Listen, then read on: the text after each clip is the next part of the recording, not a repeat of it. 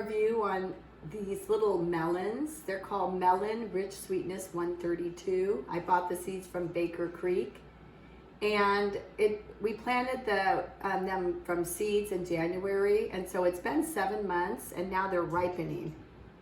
And so they turn this little, like a gold color, like they look like little miniature gold watermelons. When you cut them, and they're ripe, they have all these little seeds in them.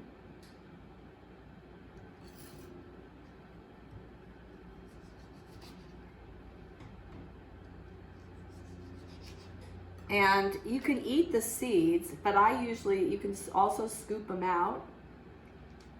It's very moist, and you can see all the seeds coming out, but I eat some of them.